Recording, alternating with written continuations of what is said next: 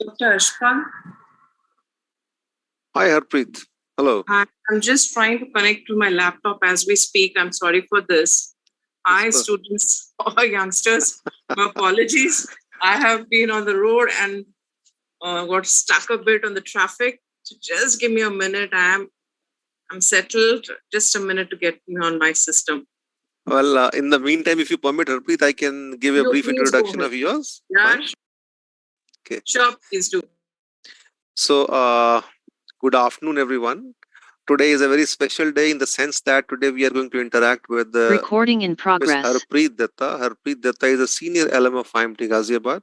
She passed out of IMT Ghaziabad in the year 1995, a good 28 years before.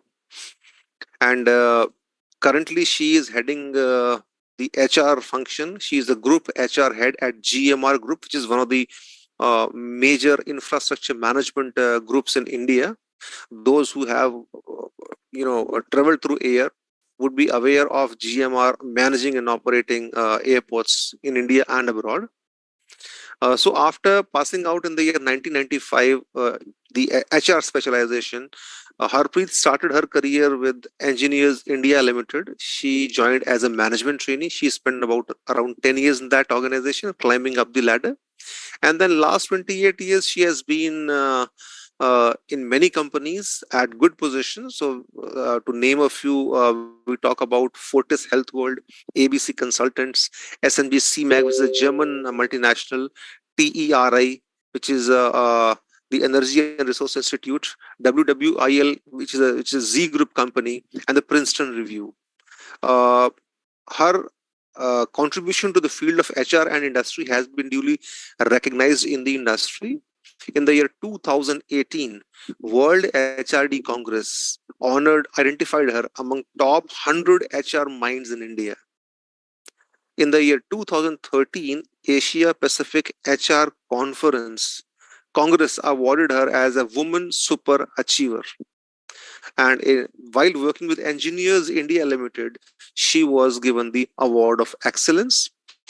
When we approached her, our intention was to create an interface between you and her so that she could guide you about what the industry looks for and how youngsters can shape up their career. And there's no better person than Harpreet, with her specialization in HR, with her attachment to IMT, and moreover, she has been at the other side of the table last 28 years. So I thought she's the right person, and we are thankful to her that she could spare time and interact with us. In fact, life in the industry is really hectic, and we can really make out suddenly you had to move to office and then come back for the meeting. So I think that's one learning or lesson for students to begin with. Correct? Life is going to be hectic. Well, over to you, Harpreet. Harpreet, you're not audible. You are not audible. Sorry, I'm on mute. So thank you so much, Dr. Harshwan Singh, for having me here. It's always a pleasure to interact with the students at IMT, interact with my faculty colleagues at IMT, and do anything for IMT that makes sense for the institute. I'm a proud alumnus of my institute, and I'm happy and honored to represent us in these forums. So good afternoon, everybody. I just want to ask you, am I audible clear, or is there any noise around the place? Because I just seem to have some fans on. I'm okay? Yes, ma'am, you're absolutely audible. Okay, then great. So let me welcome all participants today. And it's, as I said, I hope you're going to have a wonderfully spent an hour with us. So you have a very interesting topic, which is paving your way to a successful career. The very fact that all of you are here, I think we have about almost 200 people, 150 plus people on the session here that I can see. And the very reason that all of you are here on this session is a clear indicator that you take your career seriously. And that's the first thing to be of any sense to this, in this conversation. So All of us want to have a great career, right? All of us want to do well in life, right? That's why we're here. So what does it take to be and build a great career? All of you have opted for this course at IMT. All of you have opted to go for an MBA qualification. Again, it should be an important criteria, important insight to all of us, that we understand that this further education, this further qualification, or the knowledge or the expertise or the experience or the capabilities that you're going to build during the next 2 years are going to be fundamental to building your career. And that's exactly the reason why you're here. So what do you need to? So I'm going to bifurcate my conversation into, let's say, 3 broad baskets. The first basket would be, what can you do at your MBA institute right now where you're going to be joining to gain maximum from it? How do you maximize these 2 years that you invest of yourself to further educate yourself, certify yourself, and how do you gain the most at the institute? Second part of the conversation, I'll just run you quickly and run you through some key insights about my interactions with multiple leaders. I have hired N number of CXOs for organizations. In my current role itself, I've hired more than 60 plus CXOs, GCXOs. And I have, for each of these positions, I must have personally assessed and interviewed at least 5-6% in depth for each of these positions. So even if I said I would have easily done about assessed personally more than 300-400 CXOs. So what is my learning from that? And what's the insight that I bring to the table? What is it? What are the key attributes, skills, competencies, behaviors, attitudes that you can imbibe to build a successful career, to be in the CXO bracket? Because I'm sure many of you here want to be in that bracket. And the third basket I will talk to you about is, how do you weave your life into it, or weave your career into your life? That's your choice. But what do you do with this whole magic called life? How do we deal with that? So if that's fine, can I go ahead? Yeah, Dr. Harshindra, so I go ahead and start off? Yes, please. The stage is all yours. Thank you. Thank you. So let me get to the first part of the conversation, which is about, what do you do with the 2 years that you're going to be in IMT? Right? Yeah, I love this, Nikhila. I'm having you say a thank you. Yes, ma'am. I love that interaction. I also have Shitish saying yes. So wonderful. I love you to interact as well. So please go ahead and put your yeses and nos. And do we have any facilitator with us, Dr. Ashwinderji? So if in case we have some questions, we can take it at the end. There are 2 models. So if students have questions, at times they type in the chat box. You can click and read them as per your interest. Yeah. Otherwise, you can speak for about, say, 40-45 minutes or whatever time you want to. And then we can open the chat box. I can read the questions for you. We do that. Okay. With option number 2, I'll run the first session and then we'll take the questions right at the end. Perfect. Yeah? Okay, great. But yes, your responses, participants, would be helpful for me to know yes, no. So I know you're engaged, you're in this conversation, and we will take it up from there. Yeah, so please be responsive, because your responsiveness means that you're listening, and that's what we want you to do. So let me come to the cool. Yeah, Lalit says cool. So yes, Lalit, that's cool. So let's do this. So let's start with the segment 1, which is, how are you going to invest the next 2 years in your education? So again, I see it's so important to understand that you're here because you want to be here. And because you want to be here, you might as well not just spend your time here. You might as well invest your time and your energy here. I hope you understand the difference between spending your time and investing of yourself. When you invest of yourself, you invest in your energies, your mind, you bring your learning aptitude to the work, to the place, and then you build your capabilities. So how do you build your capabilities? So I hear very often, and I hear it more often now from youngsters, and sorry, young people, but I think there is you need to probably relook at it a bit. I hear very often that, oh, MBA is just a degree. There is, I hear very often that it's fashionable to say, What you've learned in the MBA school is not something you apply in life. It's textbookish. It is not relevant to real world. In my own experience, it's a very, very incorrect statement. Let's say you wanted to be a marketeer. You don't know what marketing is about today, right? You probably have never done it before. Some of you may be engineers, some of you may be, I think, BCom arts, whatever course that you come in, you've definitely not learned marketing. Okay, this is your time to learn it now.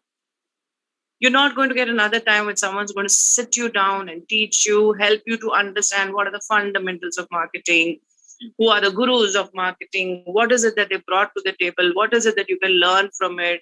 No one's going to sit you down and run you through case studies. Nobody's going to sit you down and provide you with an opportunity to discuss a case study or a situation, a marketing situation with your friends, your colleagues, your co-learners in the journey.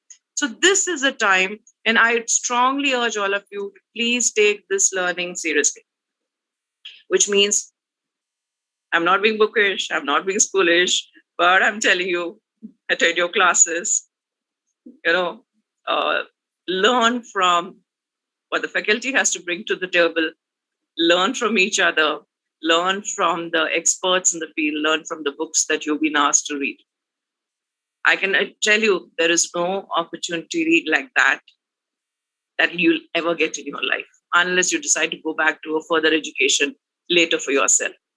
So avail of this opportunity to learn, acquire knowledge. That's a key. Then avail this opportunity to learn to work with people. Work with your seniors, which could in this case be your faculty, your administrative offices. Learn to work with your batchmates. Learn to work with your juniors. Learn to interact. Let me assure you, the MBA course is unique in itself, and that's why it's probably had the sort of premium that it has had compared to many, many other courses, because it's a fairly holistic course. The first year you're learning both marketing, finance, HR, organization, strategy, you're just doing a lot of that stuff, technology. And then you're also acquiring specialization. And the whole course has been designed, if I may say, to enhance your personality, to enhance your capabilities. And I'm using these words very carefully, to enhance your own capabilities, to enhance your soft skills, to enhance your communication, to enhance your interaction, to enhance your ability to take decisions, to enhance your ability to work with others, as I say, to take a concept and go towards and ensure execution of that. So the MBA course, again, I say, is it gives you live case studies. It gives you projects to be done. It gives you single projects that you do on your own. Then it gives you opportunities for projects that you do in teams. So this course has been designed and hence has been a unique course, and hence the demand for this course has been so high across the world, is because it develops people holistically.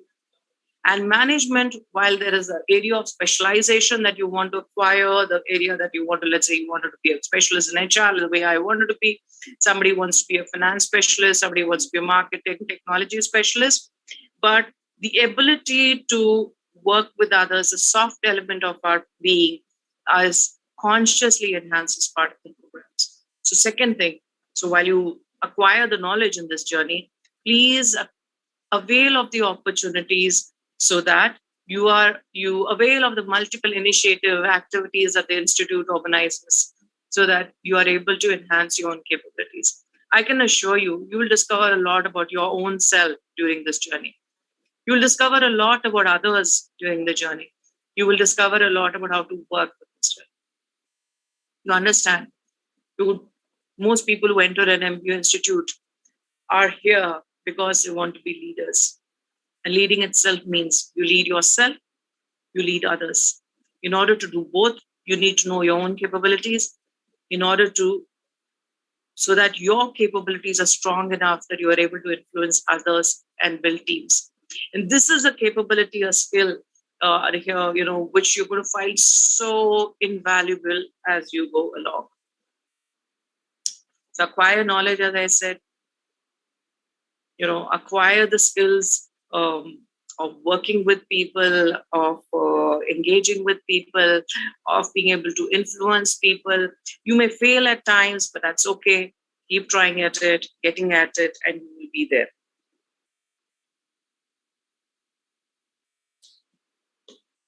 Just one.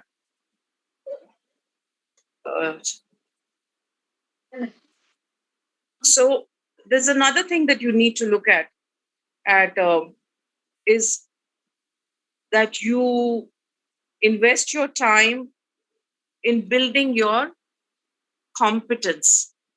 This is very different from what we talked about as knowledge.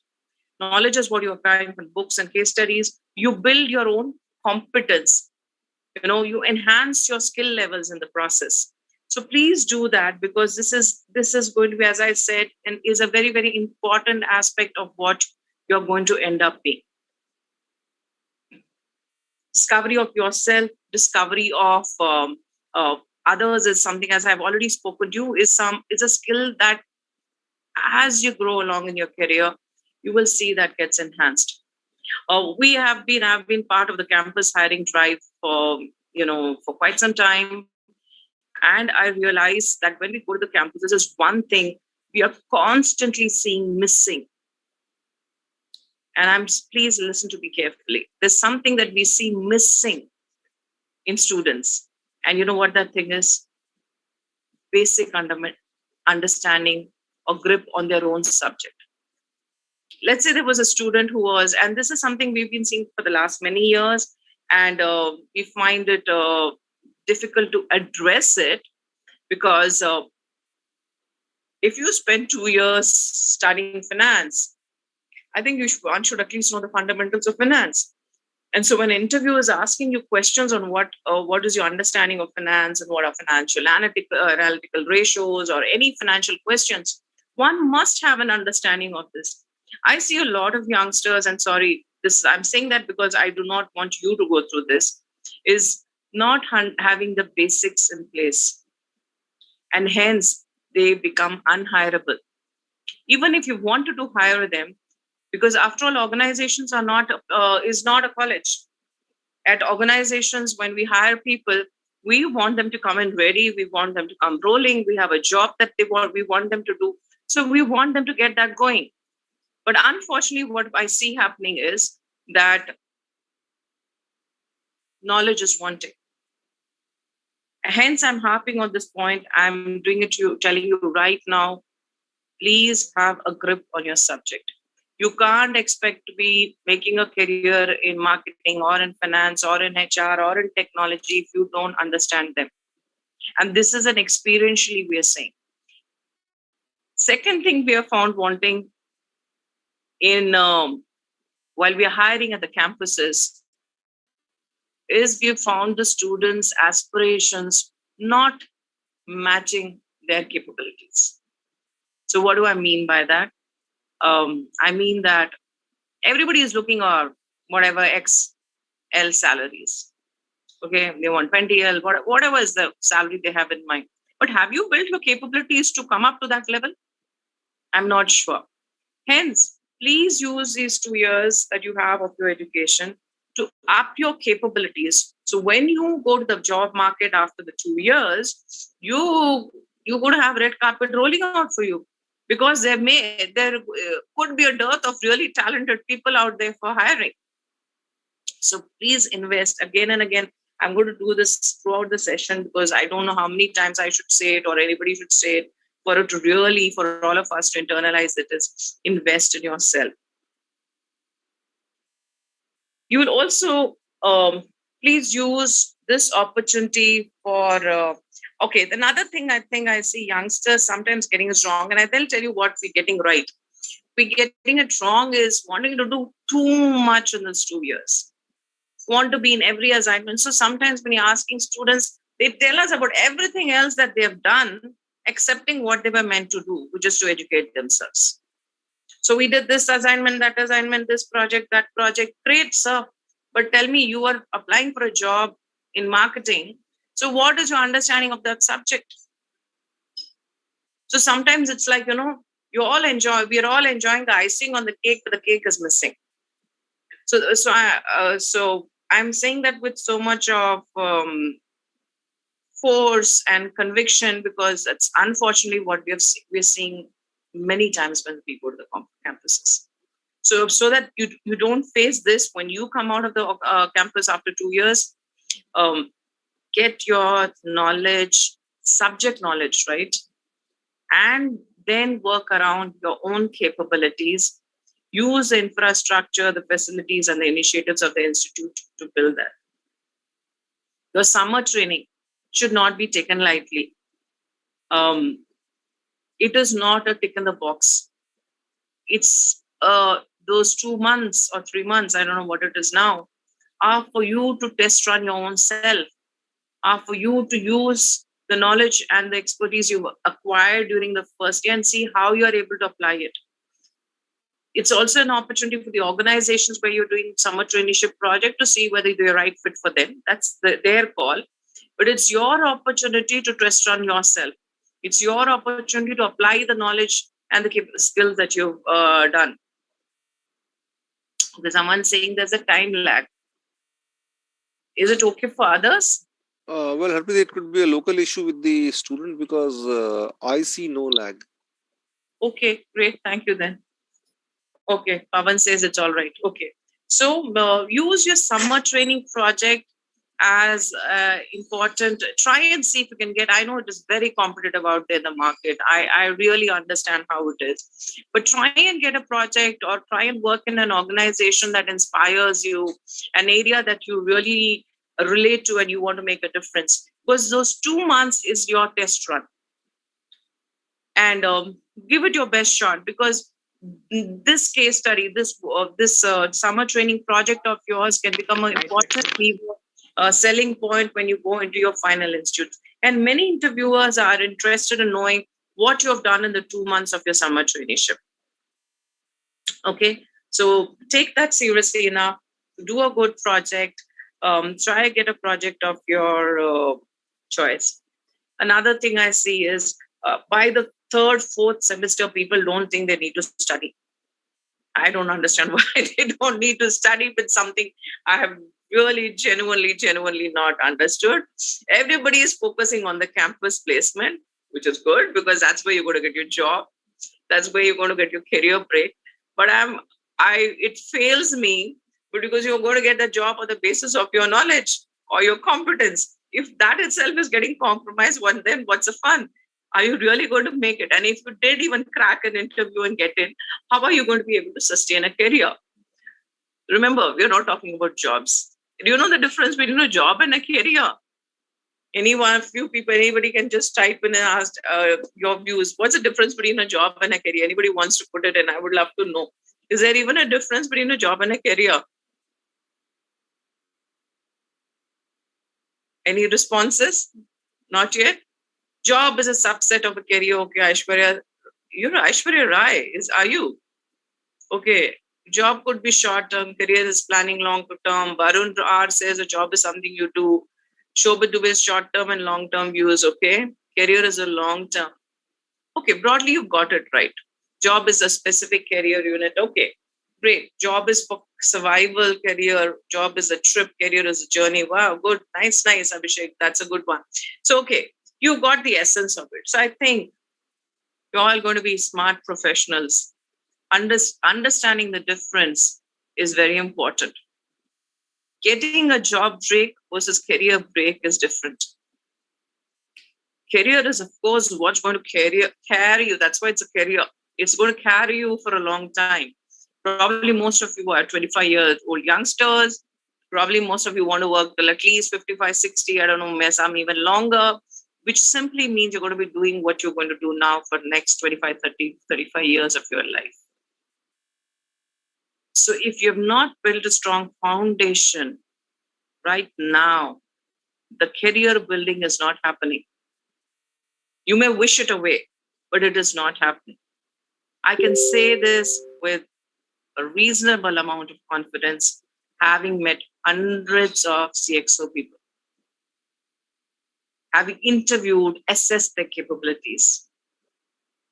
A sustainable, long-run, successful career is happening only when you have invested at all your stages of your life.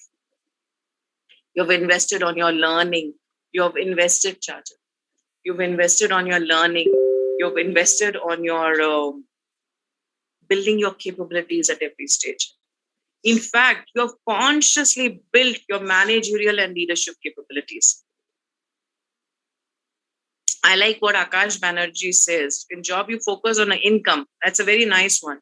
Whereas in career, you're talking about, building your capabilities.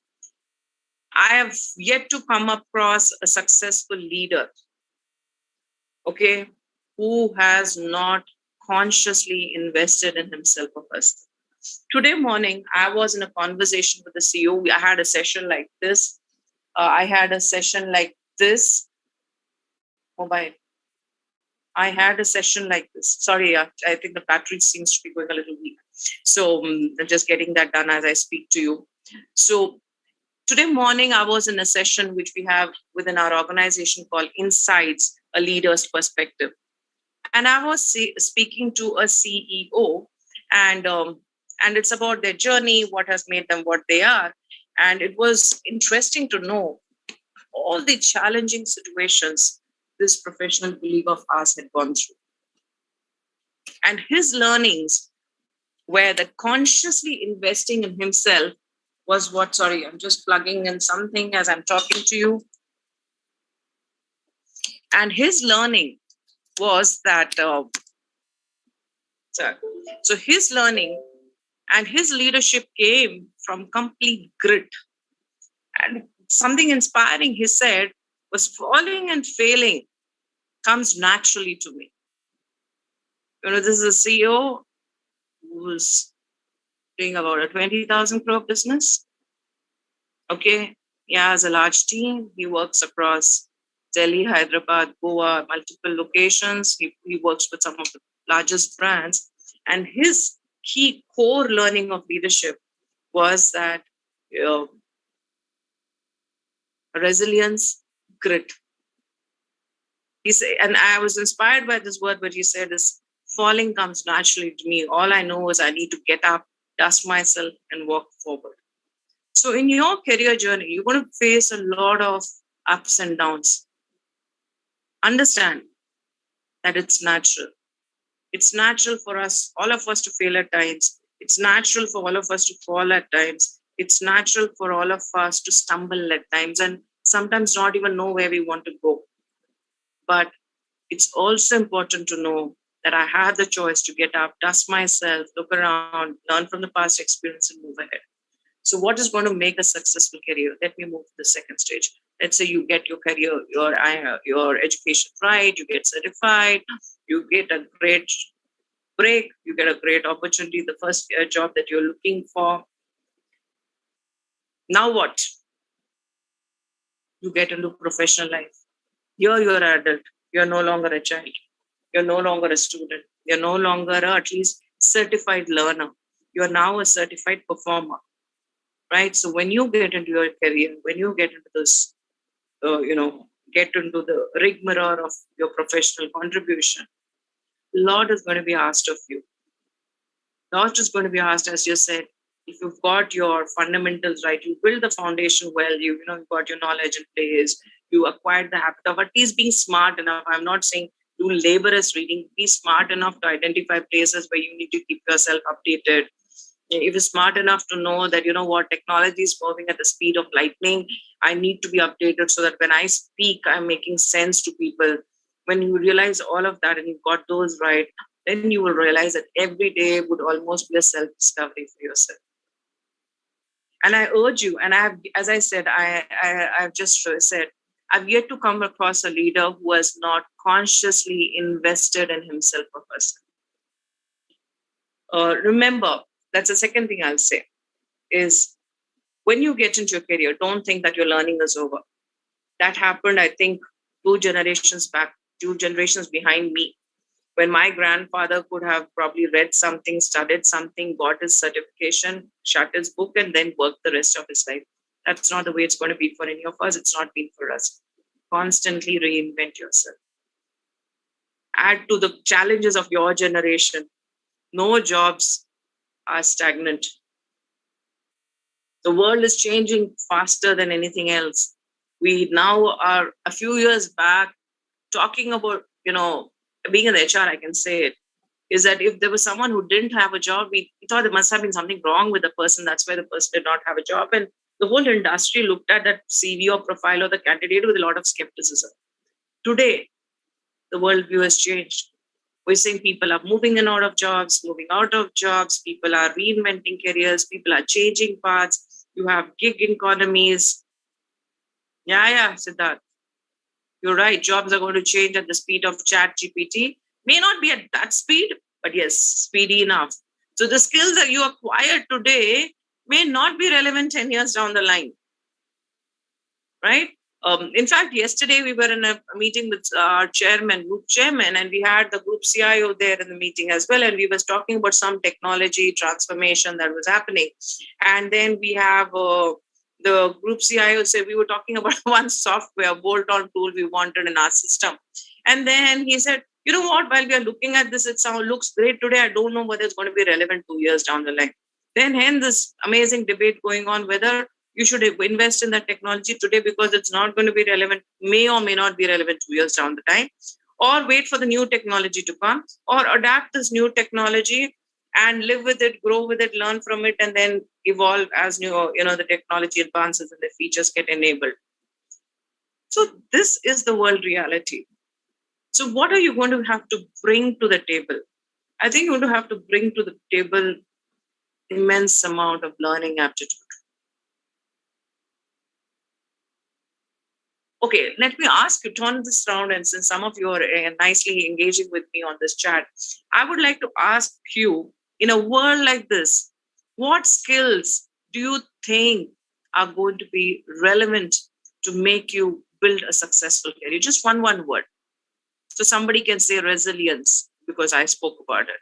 Anything else? Flexibility. Swati says flexibility. Anybody else? I'd like to have you just come back with objectivity. Yes. It's okay. Karan and Ankit said ever on a learning drive. Rish, sorry, before even I'm reading your name, it's going on. So Siddhant says versatile. Yes. Akshat Dogra says industry knowledge. So Satant says, okay, critical thinking, Pranav Bhatia. Some more, please. Siddhant Matu, great personality, okay. Problem solving ability, Sharad Shah. Udit Rathore, communication skills. What else? Some more coming. Patience, okay. That's interesting. A whole range. Nishant says kindness. Rishita, persistence. Adaptability. Good. Gagandeep says adaptability. Sharaja, learnability. I presume that's learnability. Vanshul Juneja. Okay. Akash, observe, listen, and networking with other people. Yes. So I think many of you are saying, Pavandi is saying it's a way of life, evolving. Okay. There are many words coming in, many thoughts coming in. I also am happy to hear words like generosity, kindness. That's great. It's I think I'm very lucky to have a team which is heartful and people who I call Dilse. So they are seeing that as that they bring to the table. Yeah, I think some of you are right.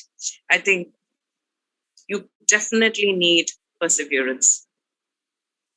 You definitely need high learnability, ability to learn, unlearn, relearn, reinvest yourself, the ability to look beyond, to be able to vision the future. No, but none of you spoke about it, but yes, that's another thing. You'll be able to look beyond and see what's going to be, what is it that it's going to happen a few years down the line.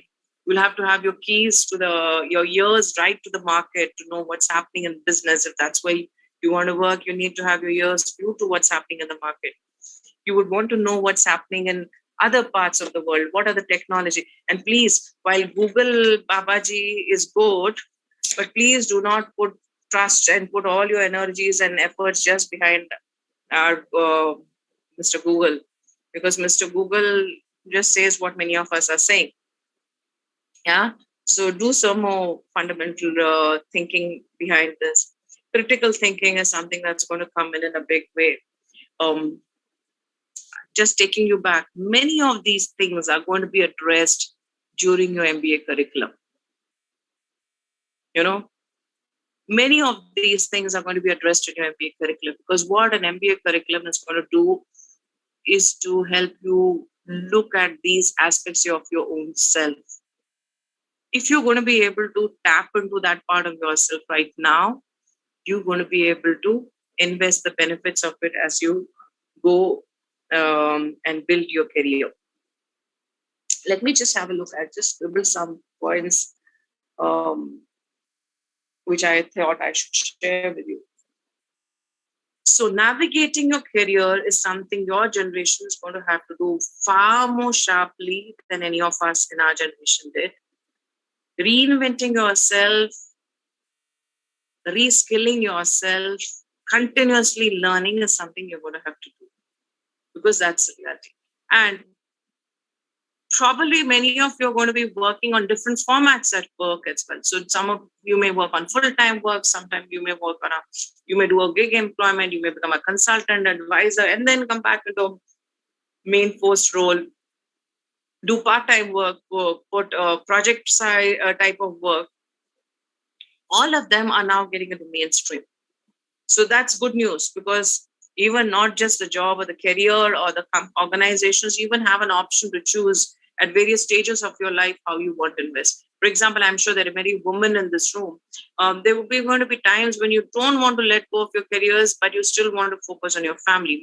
This goes for men as well, but I'm just talking with the women because they seem to experience it more.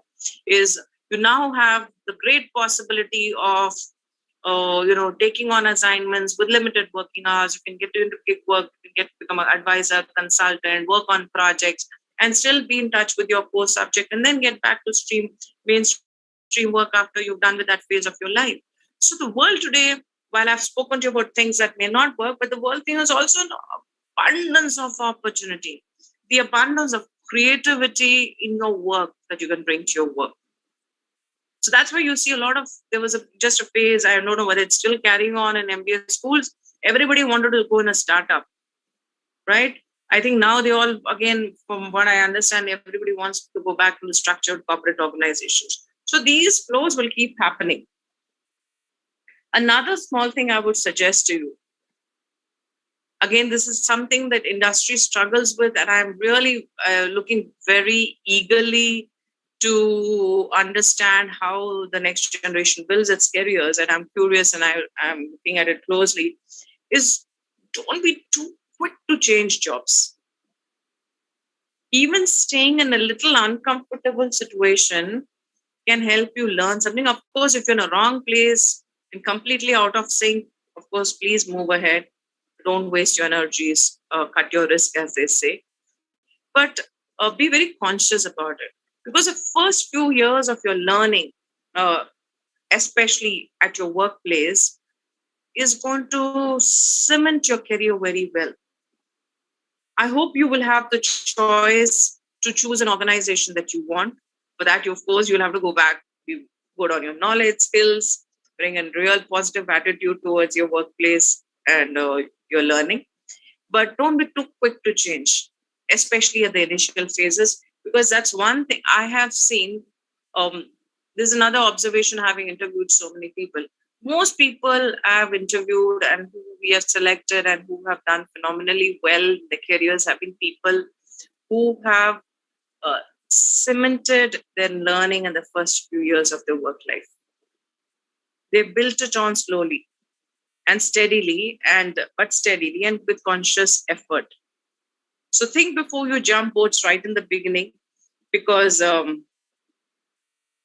even research has said that the first few years at your work is defines how your career is going to go on ahead. Don't be afraid to take calculated risks. Well, I say don't be in a hurry, but also mean don't be afraid to take risks if you think they are something you should do. Be relevant to your organizations. Be relevant to what they want. So that's broadly the direction. continuously, while you upscale yourself in your field of your subject area, invest on your managerial capabilities, invest in your leadership capabilities, because working with people, listening, leading, decision making is all that's going to take you where you are. Let me go to the last segment that I was talking about, and then we'll open it up. The last segment I was talking about is your whole life. So there's a career, and then there is your life. Some people say their life is a career. For some people, career is part of the life. For me, my my career is a part of my life. I have not been able to see my career as my life. Okay, and that does not mean you don't do well in your career. You do phenomenally well. It's just the way you view it. Take your family, your friends. Have time for your personal hobbies. Have time for having a chat up call with you know a friend, a colleague. Have time to spend with your parents. Have time. I will have find the time to do all those fun things in life. Yesterday, and it's as fresh as yesterday, a colleague came into my office and we were conversing about something, and then he started talking about a very challenging project they had, some technology transformation project. And he said he was a lead for the project, and they're committed to certain timelines, costs, etc. And he says as the project progressed, his mother's health significantly started declining.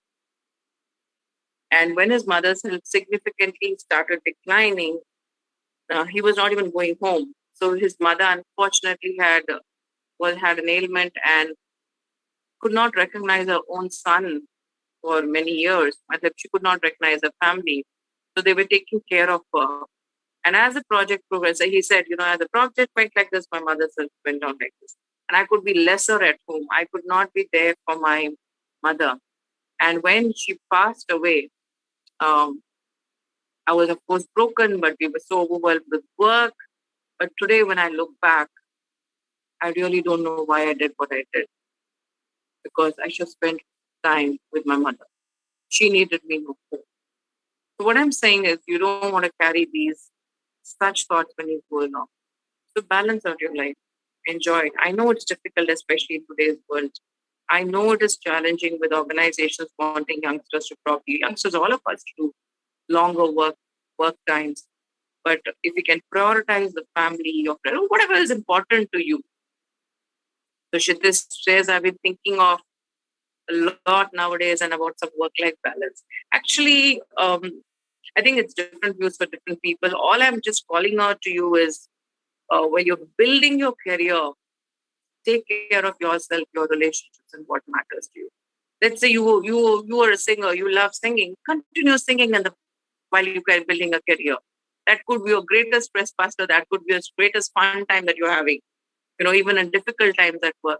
So all I'm saying is to take care of yourself, take care of relationships that matter to you, take care of hobbies, passions of yours in this journey when you're working your career. Great.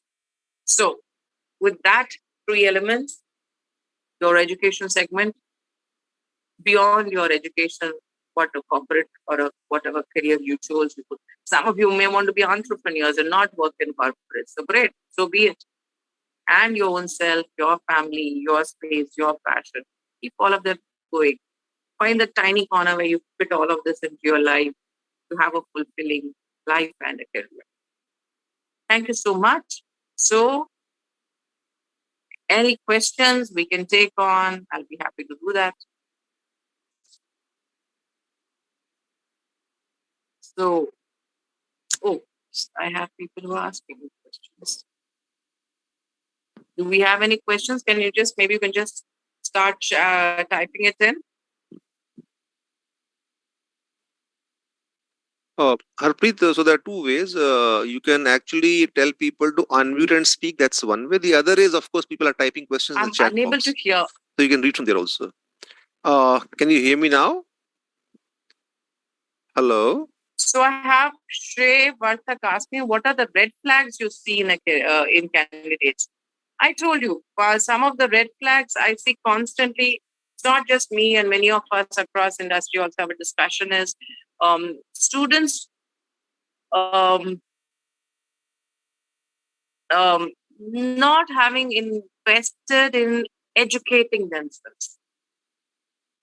And here I see the huge role played, that in your institute plays for you. I think the faculty is so competent. Every institute is training you the best faculty they can. They are people, they are PhDs, research. They have done so much to have that knowledge. So when they bring it to us, do we absorb it? Do we absorb it like a sponge?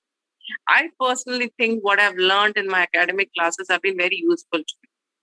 I don't think the knowledge has gone waste because that's a fundamental architecture on which you're building your knowledge and your career. So I think, so one is the knowledge. The second red flag is sometimes being ambition is great, but if you say that your ambition has to have a ground. So I may want to be a CEO someday. For that, I have to build those. I have to build those capabilities. I go along. If today I think without having invested in myself, I think I should be given that opportunity. I think it's very unrealistic. We see an aspiration and competence mismatch sometimes. That's another red flag I see. And sometimes students having involved in everything else in the institute other than the core. And this I'm repeating it again because honestly, we see it across. We have been to many of on a regular basis. We go to IIMs, we go to all the top institutes for hiring, and this is something we have seen again and again. So please work on that. Of course, communication I'm not talking about because I'm sure IIMT is going to take care of it. You will get ample opportunity to hone your communication skills. And communication is not just being able to speak what you say. Communication is being able to speak and influence others. Yeah, Shivam Tiwari Singh is joining clubs and committees important for your finance profession. Of course. I told you need to do both. I didn't say one at the expense of the other. While you need to have your subject knowledge, you also need to get your personality developed. You need to make use of this opportunity that the institute provides to you. Please make use of it. I strongly encourage you to participate. Someone's asking, can we unmute and ask questions? I'm not sure. That's Dr. Harvinderji, you're going to have to decide how you want to do that. You can allow them. So you can please type in your question, maybe. That may be more manageable. Go ahead and type in your question and I'll try and answer your questions. Okay. So it's a good question. I think Aniket Dogra has asked, what are the things that usually stand out positively in a student's profile during any interview?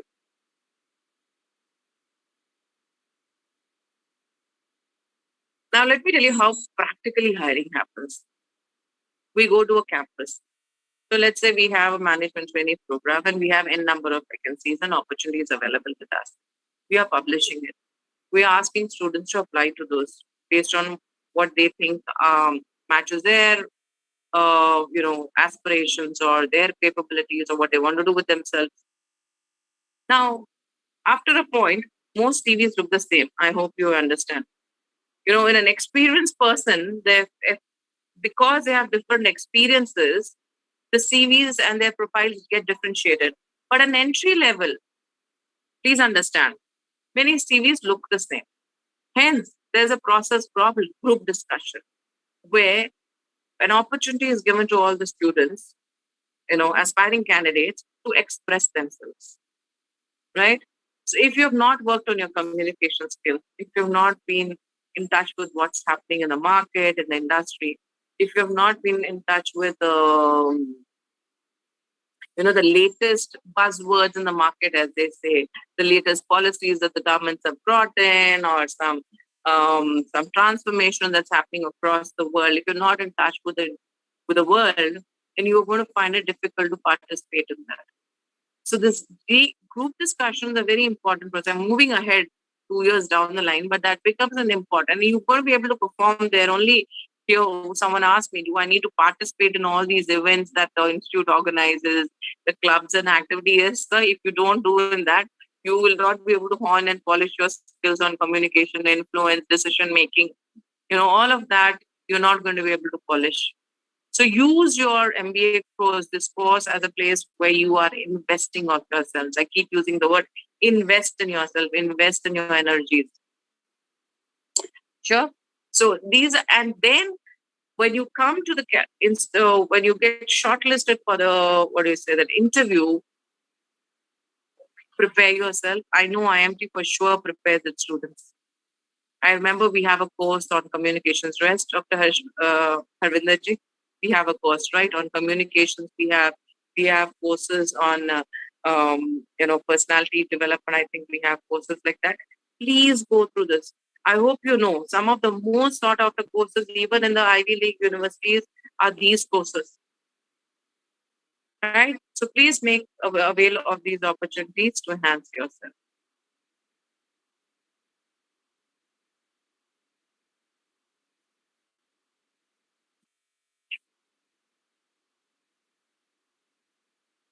So IMT can call me, Dr. Harvinderji. You can call me again when the students are getting to the interview stage, and then I will help them with how they need to crack their interviews.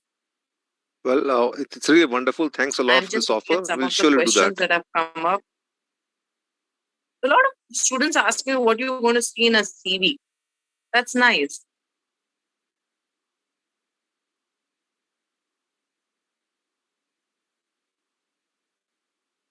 Okay, that's another interesting question I think Chirag has asked. Academics, societies, and competition. Okay, it's a very relevant question I think you've asked. His question is that how does one put one's energies between academics, the societies and clubs, and the competition that's happening in the institute? I think academics, you don't have a choice. You should be investing. If you're compromising on that, I think you're not investing yourself well, because I think if you had to only do clubs and societies, you could do it outside your house also. Your RW may find get you some activities, everything else you can do this. You're coming and investing money, energy, 2 years of your precious young life is because you want to acquire that capability, that knowledge, that academic rigor. So academics is not something you should be worried about or even think about as an option that you don't want to consider. That should be your primary focus. That's my view. Between now, that the next question is between the societies. What I mean by societies, I understand is you mean by the club and the extracurricular initiatives that are going on, and what you said, competition. Mm, you may not have a competition if you have invested well in the first and second. If you have invested in your academics and you've invested in building yourself, you really may not have a competition when it comes to interviewing, because you may just stand tall, taller than all the others are, and your capabilities will speak. So I don't think one should be too worried about competition. That's a part of life. You've come out of this a whole lot of competitive exams. You made it here. Kudos to all of you for doing that. But I don't think you should be unduly worried about it. They say, keep an eye on competition, but don't be overwhelmed by it. Focus on yourself and build yourself. Any other questions that I should answer? I'm just saying. Well, there's an interesting question. How does an ideal candidate convert an internship into a Someone has PPO? asked for salary negotiations. You're in a hurry, young man. Let's do the salary negotiations once you've done your MBA or you're getting nearer. Dr. Arvinderji, you will have to call me in at that time then. I will help them on how to do their salary negotiations at that time. But I think right now, don't be in a hurry. Don't be in such a hurry. I've been trying to exactly tell this to you. Don't look at only 2 years forward. Look at your immediate here and now. Invest on yourself. I think my whole session has been driving this one point. Invest, invest, invest. We'll cross it at that time. Yeah.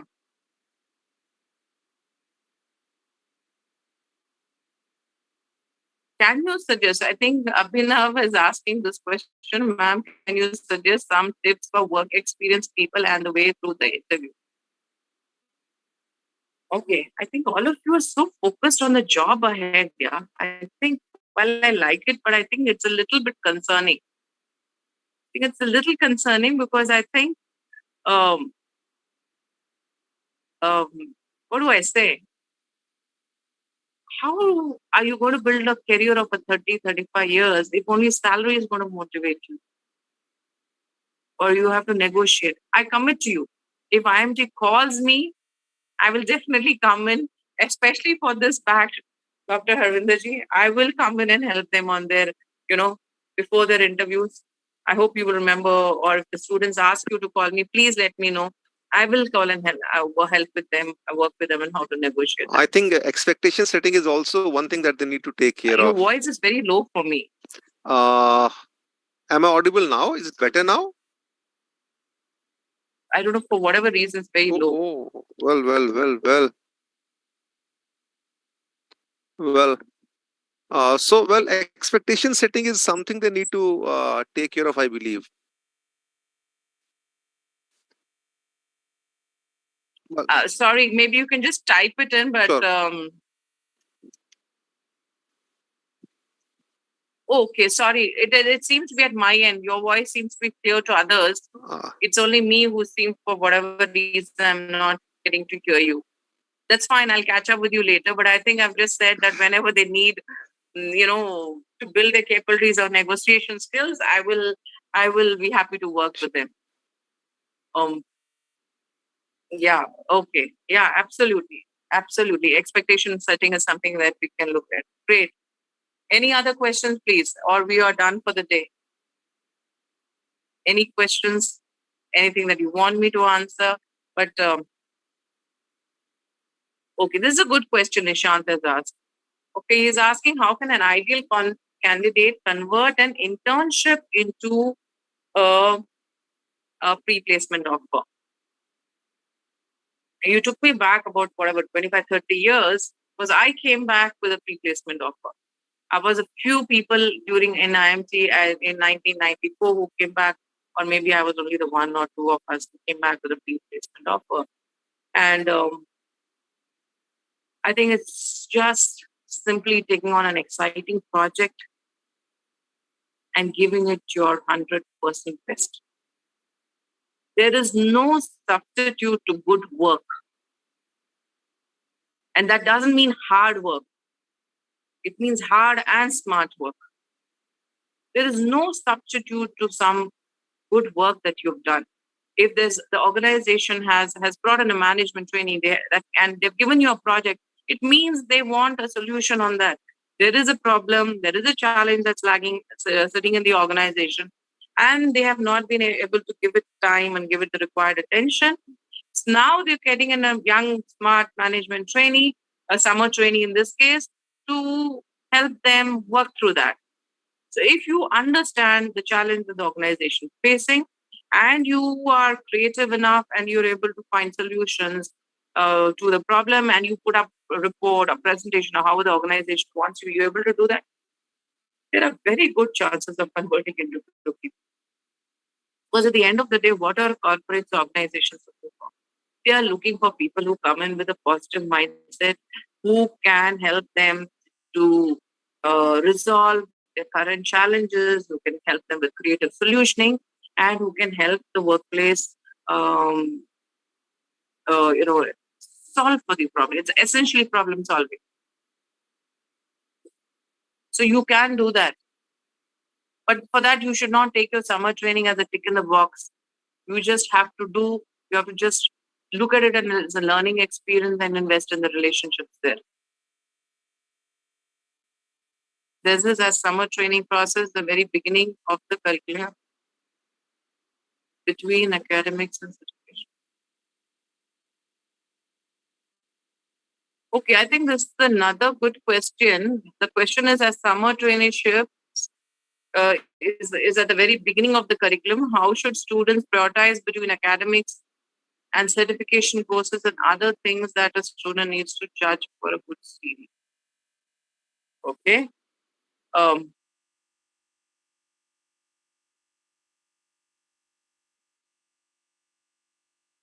I think you have to be strategic. You can't try and do everything because you may end up doing a shabby job of everything. Pick up your certification courses with care.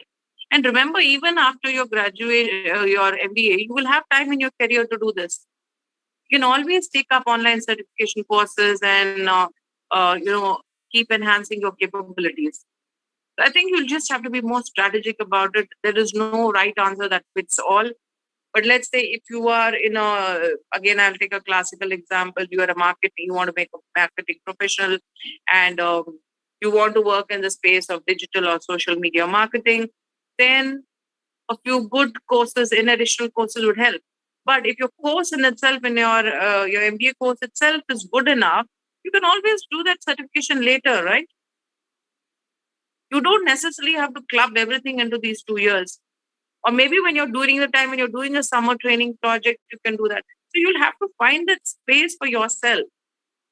And I can tell you, when you get in an institute like IMT is so full of life, so full of something constantly happening there that you are not likely to find time for too many other things.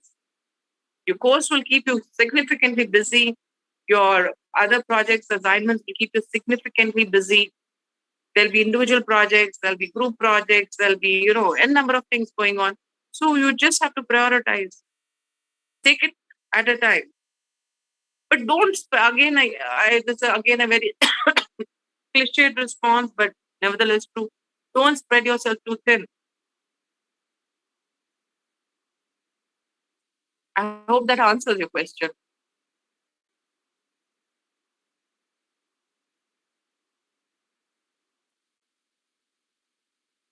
Okay, good question is, I think this, I'm not able to read the name. Kashish who's saying, hello, ma'am. How do we prepare ourselves during our MBA towards being a good problem solver? Participate in all these interesting, what you call social / club related work. I can assure you the people dynamics will be so high, that you will learn a lot in the process. You will learn a lot through the process. There are, of course, very structured ways to problem solve. I think we have that as a course, right? We have a organization behavior as a course. I think it has those courses. So you can opt for courses which help you to learn that. Another small suggestion, which I think you should consider, is take up some soft skill courses while you're doing your core. Like a finance professional may think, what do I have to do with organization behavior? Yeah, but a combination of this is what makes it interesting. So let me share a personal experience. My MBA from IMT, I have specialized in 2 areas, and you know what the combination is? HR and finance. I took up extra papers in finance, and I think I took 3 or 4 extra papers in finance to have equal number of credits that can allow me to say I have a dual majors. So I've done 2 extremely different, combination of courses. Because my background was that I came from Shriram College, BCom honors and MCom at university. And then, when I came in, so the combination is what made me think through both ends, as I said, use the left and the right brain, as they call it. So just be creative. And your careers are going to be very, very creative. So enjoy the journey, have fun. So where do we stand? Do we have, we keep having questions. Can you have 2 majors still at IMT? I don't know. See, even that time there was nothing called official majors. Okay, let me tell you. I think I can clarify this, students. You can have 1 major and 1 minor. So you take 8 electives, 1 major and 1 minor. That's it. Dual is not possible these days.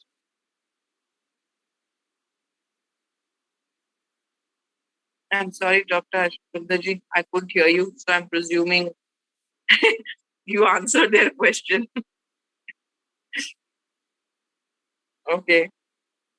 Yes, so someone asked, which is a good combination with HR? While most people do a marketing with HR, I strongly recommend finance. I strongly, if you were looking at a combination of HR, I strongly recommend finance as a combination. Because if you understand finance, you understand the role that HR plays in organizations. What is a good combination with marketing? For that, I will say finance. I think finance for corporate life is a good thing to have.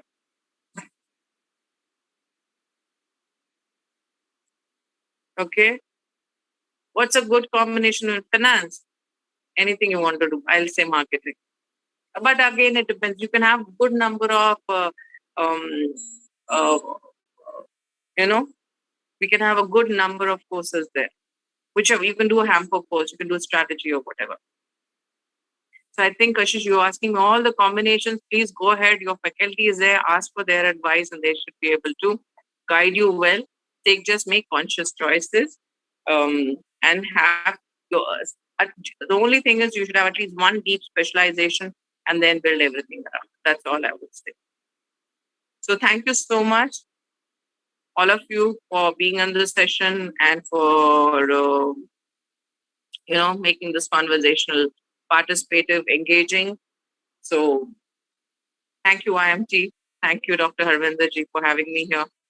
An honor to be back in IMT always. And I hope I made some sense and students to take back something for themselves today. Well, though you cannot listen to me, but I think it's and wish my all of you youngsters all the best for a responsibility great to career. thank you for this wonderful session. Thank you, ma'am.